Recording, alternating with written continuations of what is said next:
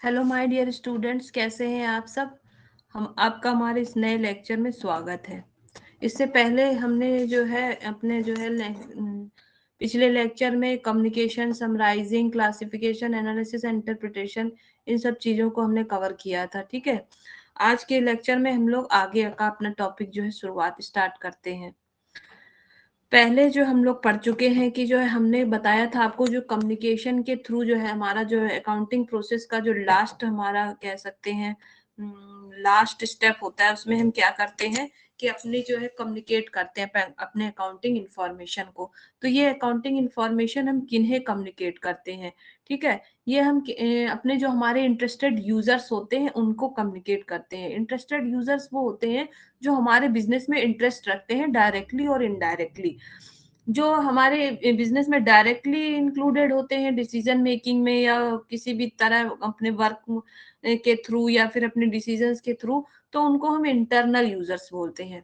और जो इनडायरेक्टली हमारे बिजनेस से में इनडायरेक्टली कह सकते हैं, इनडायरेक्टली इन्वॉल्व होते हैं, उनको हम कहते हैं एक्सटर्नल यूजर्स। ठीक है, तो accounting is a means by which necessary financial information about the business enterprises is communicate and is so called also called the language of the business. ठीक है, तो अकाउंटिंग इंफॉर्मेशन जो कि हम अपने बिजनेस एंटरप्राइजेस से रिलेटेड हो, उनको जो है कम्युनिकेट करते हैं अपने इंटरेस्टेड यूजर्स के पास। इसलिए इसको हम अपने इसको कह सकते हैं, अपने अकाउंटिंग को हम बिजनेस का लैंग्वेज भी कहते हैं।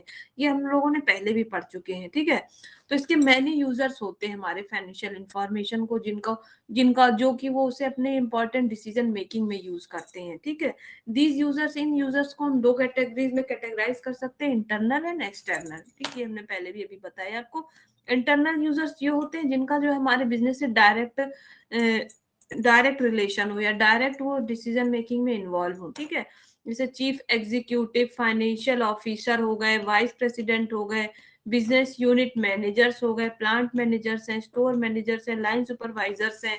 ठीक है, आपके जो है वर्कर्स हैं, मैनेजर्स हैं, इन सबको हम इंटरनल यूजर्स बोलेंगे, क्योंकि आपके कहीं ना कहीं आपके बिजनेस में इन्वॉल्व है, आपके साथ मिलके काम कर रहे हैं और आपके डिसीजन मेकिंग को भी आगे बढ़ा रहे हैं। ठीक है, एक्सटर्नल यूजर्स में हमारे जो बाहर के लोग आ जाते हैं, जो कि हमारे बिजनेस में इन्वॉल्व नहीं है डायरेक्टली, लेकिन इनडायरेक्टली वो आपको हेल्प कर रहे हैं। चाहे वो फिर आपके शेयर होल्डर्स हो, ठीक है, क्रेडिटर्स हो, या फिर आपके जो है टैक्स अथॉरिटी में आपकी गवर्नमेंट इंक्लूड हो जाती है, रेगुलेटरी बॉडीज में, एजेंसीज में, जो भी बिजनेस आप कर रहे हैं उसको कोई ना कोई रेगुलेटरी बॉडी होगी, वो इन्वॉल्व हो जाते हैं। शेयर होल्डर्स को क्या चाहिए होता है, आपके बिजनेस में उन्होंने अपना जो है मनी, अपना पैसा लगाया है, तो उन्हें क्या चाहिए होता है, मनी चाहिए उनको, उस मनी पर जो है डिविडेंड चाहिए होता है। ठीक है, क्रेडिटर्स क्या होते हैं, क्रेडिटर्स ने जो अपना आपका अपना फंड आपको अवेलेबल कराया है, उसके बदले उन्हें इंटरेस्ट चाहिए होता है टाइम टू टाइम।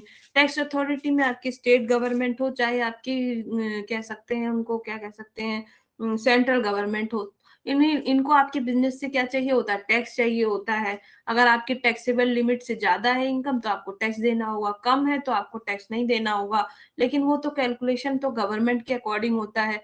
ठीक है, रेगुलेटरी एजेंसीज में आ जाती है आपकी, अगर आपका बैंकिंग बिजनेस है तो उसको आरबीआई रेगुलेट करती है। शेयर होल्डर्स हैं, अगर शेयर शेयर मार्केट है उसको सेबी जो है रेगुलेट करती है। इसी तरह से लेबर यूनियंस है, ट्रेड यूनियंस है, एसोसिएशन है, स्टॉक एक्सचेंज है, ये सब क्या रेगुलेटरी बॉडी है, इनको भी आपके बिजनेस से मतलब होगा, क्योंकि आप ये चेक करेंगे कि आप अपने जो है इनके रूल और रेगुलेशन फॉलो कर रहे हैं या नहीं कर रहे हैं। इस तरीके से हमारे दो हैं, इंटरनल यूजर्स और एक्सटर्नल यूजर्स, जिनको कि आपके बिजनेस में फाइनेंशियल इंफॉर्मेशन जो है चाहिए होता है। ठीक है, accounting as a source of information, dimensions of information is an essential function of accounting to be useful, the accounting information so ensure to। ठीक है, तो accounting as a source of information हमने पहले भी बताया था, क्योंकि ये अलग अलग लोगों को अलग अलग पर्पस के अकॉर्डिंग अपनी जो है आपकी अकाउंटिंग इंफॉर्मेशन है वो प्रोवाइड कराता है। ठीक है, ये जो हमारे इंफॉर्मेशन प्रोवाइड कराए जाते हैं, ये डिसीजन मेकिंग में हेल्पफुल होते हैं, या फिर जो है आपके फाइनेंशियल स्टेटमेंट्स है उनको जो है कोई प्रिंसिपल्स बनाने में भी जो है फुलफिल हेल्पफुल होते हैं। कोई प्रिडिक्शन करना हो टाइम पे या सर्टेनिटी से रिलेटेड, ये कैश फ्लो से रिलेटेड, तो उसे भी जो है प्रिडिक्ट करने में भी हेल्पफुल होते हैं।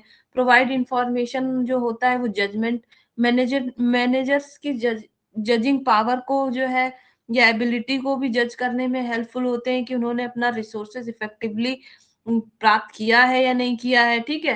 तो इस तरीके से जो हमारे सोर्स अकाउंटिंग है as a source of information हम कह सकते हैं, ठीक है। Provide information on activities and effectively society, ठीक है। तो सोसाइटी को जो है ये अलग अलग तरीके से अपनी जो है रिसोर्सेज के थ्रू जो इंफॉर्मेशन जो है प्रोवाइड कराता है, सोसाइटी को इफेक्टिव भी करता है और एफिशिएंटली और इफेक्टिवली जो सोसाइटी को इफेक्ट करता है, ठीक है। तो ये सब इसके 5 पॉइंट हैं जो कि हमारे तय करते हैं कि accounting as a source of information है, ठीक है।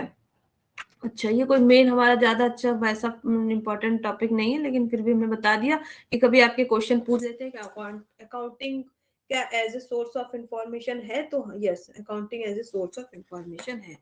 क्लियर है। नेक्स्ट हमारे इसके ब्रांचेस के बारे में आ गई। अब ब्रांचेस क्या है, अकाउंटिंग पहले एक ही कुछ ही ब्रांच डेवलप हुए थे, लेकिन जैसे जैसे हमारा इकोनॉमिक डेवलपमेंट और टेक्नोलॉजिकल एडवांसमेंट की तरफ हम आगे बढ़ते चले गए, तो हमारे बिजनेस का क्राइटेरिया, हमारे बिजनेस ऑर्गेनाइजेशन के फॉर्म भी चेंज होते चले गए।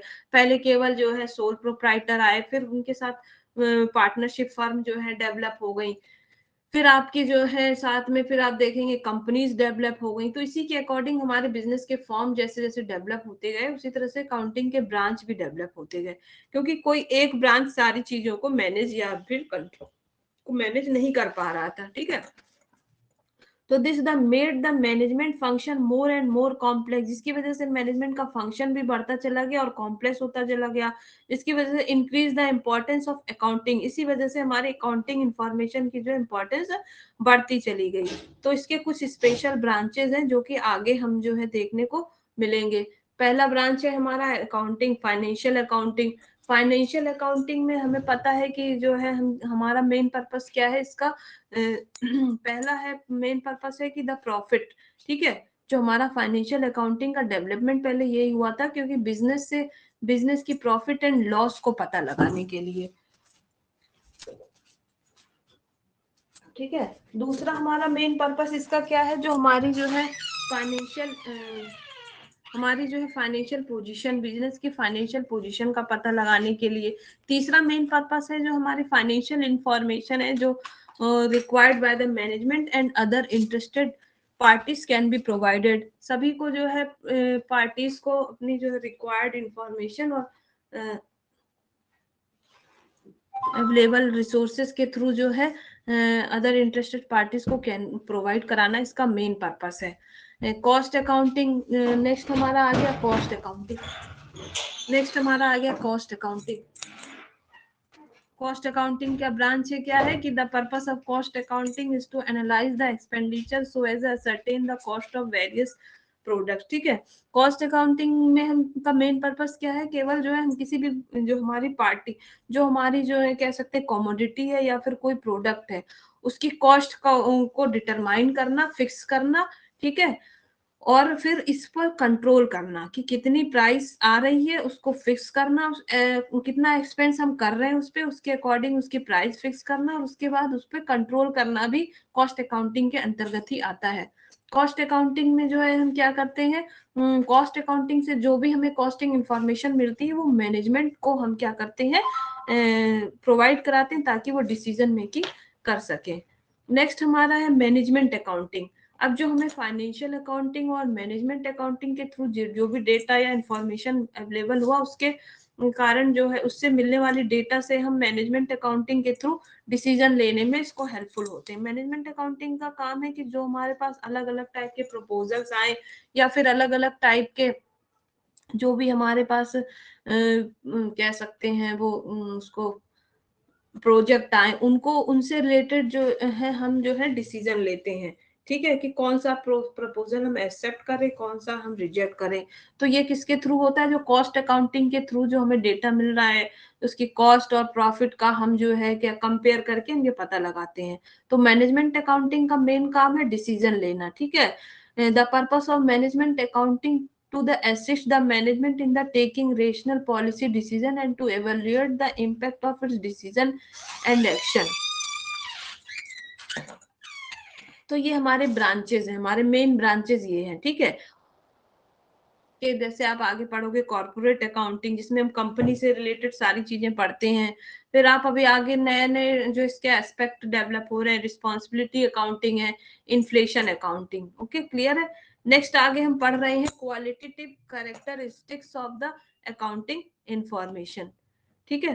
तो अब हमने पढ़ा कि अकाउंटिंग इंफॉर्मेशन को हम एज ए सोर्स यूज करते हैं, तो इसकी कुछ क्वालिटेटिव कैरेक्टरिस्टिक्स होना चाहिए, कैरेक्टरिस्टिक्स होना चाहिए।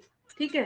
पहला हमारा इसका है, देखिए क्वालिटेटिव कैरेक्टरिस्टिक्स क्या है, कैसे गुण हैं अकाउंटिंग इंफॉर्मेशन, जो कि हमारी जो है अकाउंटिंग इंफॉर्मेशन को एक अंडरस्टेबल और यूजफुल बनाते हैं। जब तक ये हमारे इसमें जो है कैरेक्टरिस्टिक्स नहीं होंगे, अभी कैरेक्टरिस्टिक्स नहीं होंगे, तब तक ये यूजफुल नहीं होगा और अंडरस्टेबल भी नहीं होंगे। तो वो हमारे मेन फीचर्स कौन कौन से, एक reliability, relevance, understandability and comparability. Reliability का मीन्स है रियल होने चाहिए, जो भी हमारे इंफॉर्मेशन है वो रियल हो। रिलेवेंस का मतलब है जो इंफॉर्मेशन हमें है वो हमारे रिलेटेड हो, हमारे बिजनेस फर्म से रिलेटेड हो, उनकी पोजीशन से रिलेटेड हो। अंडरस्टेबिलिटी का मतलब है अंडरस्टैंड, यानी समझने योग्य होने चाहिए। कंपेरेबिलिटी का मतलब है कंपेयर करने, इनके हम उनकी तुलना कर सके टाइम टू टाइम, जो एक स्पेसिफिक टाइम पीरियड इसमें हम या अदर टाइम पीरियड से हम उसी की तुलना कर सके। ठीक है, अब इसको थोड़ा सा हम लोग डिटेल में पढ़ते हैं। रिलायबिलिटी मीन्स हमने पहले की तरह रियल होना चाहिए। ठीक है, reliability means the users must be able to depend on the information, क्योंकि जो हमारे यूजर्स हैं, जो भी आप ये अकाउंटिंग इंफॉर्मेशन उन्हें प्रोवाइड करा रहे हैं, उन पर डिपेंड हो जाते हैं। तो reliability of accounting information is determined by the degree of correspondence between what the information convey about the transactions or event। ठीक है। तो जो भी हम उन्हें अकाउंटिंग इंफॉर्मेशन जो है प्रोवाइड करा रहे हैं, उसी के थ्रू वो क्या करते हैं, कुछ जो है कह सकते हैं उनको डिसीजन लेते हैं।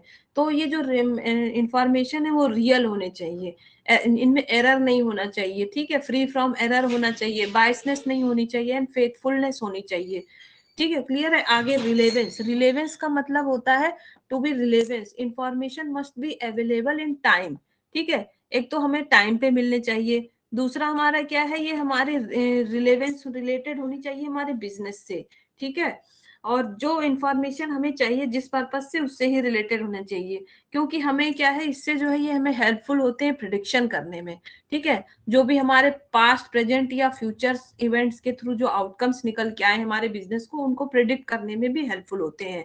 और इसी के थ्रू हम जो है करेक्ट डिसीजन ले सकते हैं, या करेक्ट हम कह सकते हैं इवेल्युएशन कर सकते हैं। पास्ट जो हमारे इंफॉर्मेशन अकाउंटिंग, उसी के अकॉर्डिंग हम जो है प्रेजेंट का जो है कह सकते हैं करंट की पिक्चर समझ सकते हैं, और करंट पिक्चर के अकॉर्डिंग हम फ्यूचर का जो है प्रिडिक्शन कर सकते हैं। इसलिए जो हमारे इंफॉर्मेशन है वो रिलेवेंस, यानी कि रिलायबिलिटी मतलब रियल, रिलेवेंस मतलब रिलेटेड, हमारे बिजनेस से, या बिजनेस से रिलेटेड हो, या बिजनेस की जो एक्चुअल टाइम पीरियड है उससे रिलेटेड हो। ठीक है, क्लियर है। अंडरस्टेबिलिटी मतलब होता है जो हम उसे समझने योग्य हो, अंडरस्टैंड करने योग्य हो, हमने जिस पर्पज से अकाउंटिंग जो हमारे इंफॉर्मेशन या रिपोर्ट्स तैयार की थी, सेम सेंस जो है रिसीवर तक पहुंचे। ठीक है, तो understandability means decision maker must be interpret accounting information in the same sense as it is prepare and convey to them.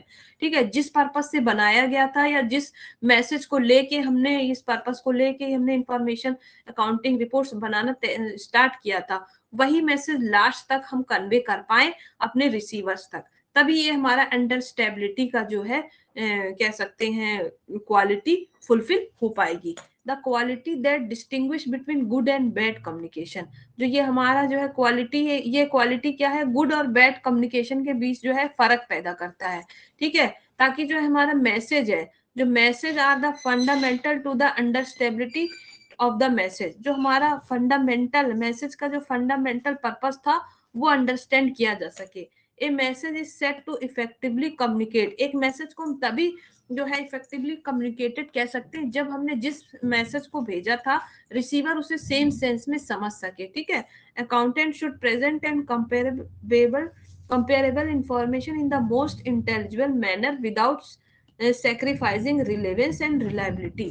ठीक है, तो उसमें रिलेवेंस और रिलायबिलिटी तो होना ही चाहिए, साथ में अंडरस्टेबिलिटी भी होनी चाहिए। नेक्स्ट आ रहा है हमारा कंपेरेबिलिटी। कंपेरेबिलिटी का मतलब होता है हम कंपेयर कर सके, ठीक है, एक स्पेसिफिक टाइम पीरियड से के इंफॉर्मेशन को हम दूसरे स्पेसिफिक टाइम पीरियड से कंपेयर कर सके, तुलना कर सके, एक टाइम पीरियड की प्रॉफिट का हम दूसरे टाइम पीरियड के प्रॉफिट से जो है कंपेयर करके उनकी जो है उनकी कह सकते हैं इफेक्टिवनेस का पता लगा सकते हैं, ठीक है। It is not sufficient that in financial information is relevance and reliable at a particular time, मतलब केवल हमारा रिलेवेंस और रिलायबल इंफॉर्मेशन तो होना ही चाहिए, केवल इनसे काम नहीं चलेगा, हमें इनकी जो है कंपेरेबिलिटी का भी जो है हमारे क्वालिटी होना चाहिए, ठीक है। जैसे मान लीजिए अगर एक सेम ईयर है, एक ईयर है, कोई उसी ईयर के फर्स्ट क्वार्टर की कंपेयर हम सेकंड क्वार्टर से कर सके, सेकंड क्वार्टर का कंपेयर हम थर्ड क्वार्टर के profit and loss on position से कर सके,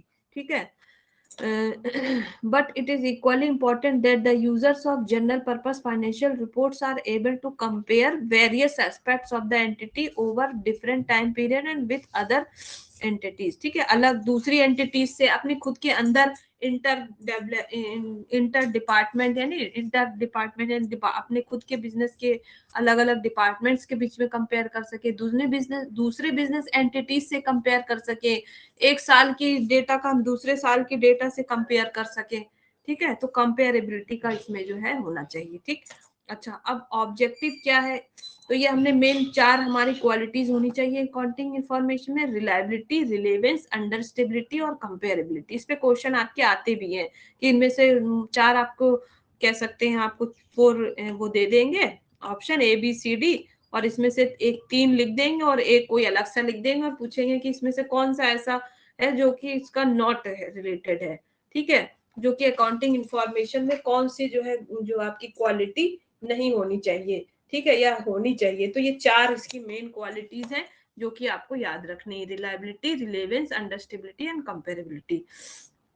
नेक्स्ट है हमारा ऑब्जेक्टिव ऑफ अकाउंटिंग। अभी तक हमने जितना पढ़ाया उसमें से आपको समझ में आ गया होगा कि हमारे जो ऑब्जेक्टिव, जो हमारे अकाउंटिंग का मेन ऑब्जेक्टिव क्या था, कैलकुलेशन ऑफ प्रॉफिट, और दूसरा जो है टू असर्टेन फाइनेंशियल पोजीशन, ठीक है, फाइनेंशियल पोजीशन का पता लगाना, और पहला क्या था, टू जो है हमारा कैलकुलेट प्रॉफिट एंड लॉस, ठीक है। तीसरा हमने क्या था, जो हमारा जो है एज ए अकाउंटिंग क्या है, एज ए सोर्स है, ठीक है, सोर्स ऑफ इंफॉर्मेशन है। तो क्या है, providing accounting information to its users, इसके यूजर्स तक इसकी जो है इंफॉर्मेशन को पहुंचाना है, ठीक है। नेक्स्ट है following legal binding and prohibition, legal binding आ जाए या कोई लीगल हमारे पास जो है कार्रवाई आ जाए, है ना, कोई लीगल रिक्वायरमेंट्स आ जाए, तो उनको उनसे मीट करने में या उनको फुलफिल करने में भी ये हेल्पफुल होते हैं हमारे, ठीक है। टैक्स फिक्सेशन में हेल्पफुल होते हैं, ठीक है। और भी इसमें आप समझ सकते हैं टू कीप, जो है हम कह सकते हैं कि systematic record for all financial transaction, financial transaction के हमारे सारे ऑल जो है हमारे कह सकते हैं सिस्टमैटिक रिकॉर्ड, कंप्लीट रिकॉर्ड रखने में भी ये हेल्पफुल है, ठीक है। फैसिलेट डिसीजन मेकिंग में हेल्पफुल है, डिसीजन मेकिंग को जो है बढ़ावा देने में भी ये हेल्पफुल है, ठीक है। क्लियर है, ये हमारे मेन इसके ऑब्जेक्टिव्स हो गए। अच्छा, डिफरेंट रोल्स क्या क्या है, अकाउंटिंग के क्या क्या रोल है, क्या क्या रोल अदा करता है ये।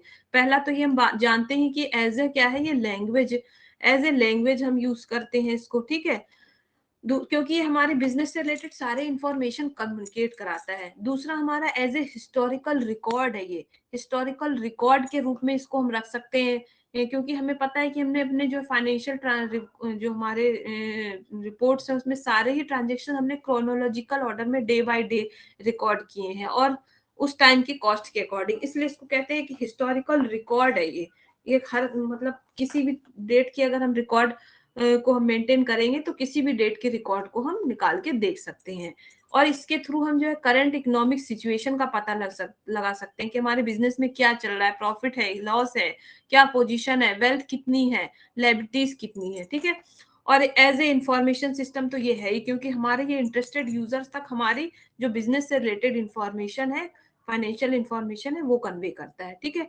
एज ए कॉमोडिटी है, क्योंकि ये जो हमारी ये क्या करता है, स्पेशलाइज्ड इंफॉर्मेशन को स्पेशलाइज्ड पार्टी तक और स्पेशलाइज्ड मैनर से और स्पेशलाइज्ड पर्पस के अकॉर्डिंग ये कन्वे करता है, ठीक है। जैसे कोई शेयर होल्डर्स है, शेयर होल्डर्स को आपके बिजनेस के प्रॉफिट से मतलब है, ठीक है, तो वो ये बताएगा कि क्या आपके बिजनेस में क्या प्रॉफिट एंड लॉस चल रहा है, आपके क्रेडिटर्स हैं तो उसको उनको आपकी वेल्थ से मतलब है, ठीक है। तो जो भी व्यक्ति जिस पर्पज से आपसे आपके बिजनेस से इंफॉर्मेशन लेना चाहता है वो उसी पर्पज से फाइनेंशियल रिपोर्ट के पास जो है अपनी रिपोर्ट कन्वे करते हैं, इसलिए इसको हम कहते हैं एज ए कमोडिटी, ठीक है। क्लियर है?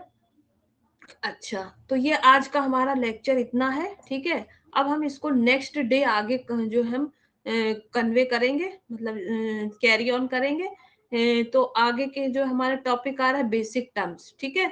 तो आज आप लोग इतना पढ़ के रखिएगा, ठीक है। कोई भी अगर पॉइंट आपको ना क्लियर हो तो आप जो है कमेंट सेक्शन में पूछ सकते हैं। Okay, thank you for watching this video and stay home and stay safe. Thank you.